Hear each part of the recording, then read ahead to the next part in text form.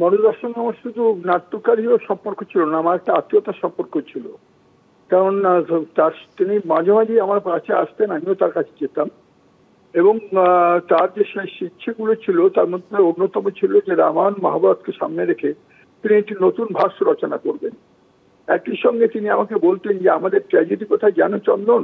ট্র্যাজেডিটা হচ্ছে আমি যখন চাকভাঙা মধু লিখলাম তখন আমাকে বলা হলো আমি নাকি বামপন্থী। আবার যখন অন্য নাটকগুলো লিখলাম তখন বলা হলো আমি নাকি দক্ষিণপন্থী। আসলে তুমি আমি আমরা যে নাটকে লিখি না কেন আমাদের স্বাতন্ত্র্যটা নিয়েই আমরা নাটক লিখি। তার ফলে মানুষের যা কিছু সমস্যা, মানুষের যা কিছু জীবন যন্ত্রণা তাই নিয়েই নাটক লিখি।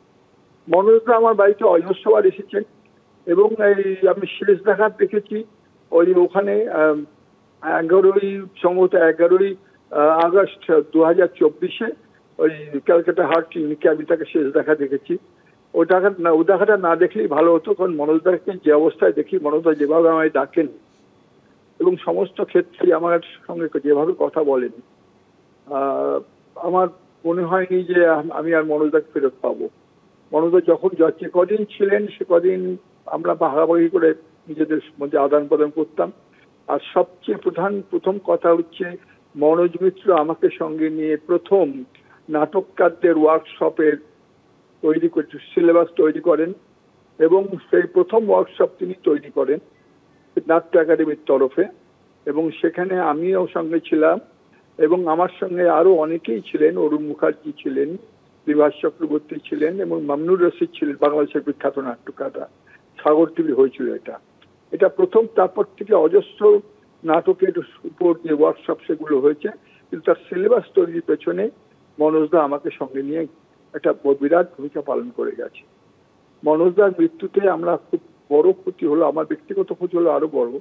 এইটুকুই। আর আমার কাছে তার মনে হয় তার বিখ্যাত নাটকগুলোর বাইরেও 21 বছর বয়সে লেখা মৃত্যুর চোখে জল তার অন্যতম সেরা নাটক।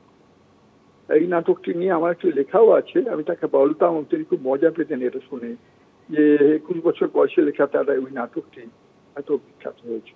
যাই হোক, মনোজদার মৃত্যুতে আমি আমার আত্মীয়কে হারালাম, বাংলা থিয়েটার তার আত্মীয়কে হারালো এবং বাংলা সিনেমা জগৎ, ফিল্ম জগৎ যেখানে তিনি হাত দিয়েছেন, মাঝে মাঝে বলতাম যে কেন করেন, টাকা পয়সার জন্য সব বাইরে জায়গায় অভিনয় করেন? বলি না, আমি ওখান থেকে কিন্তু কিছু কিছু খোরাক পাই।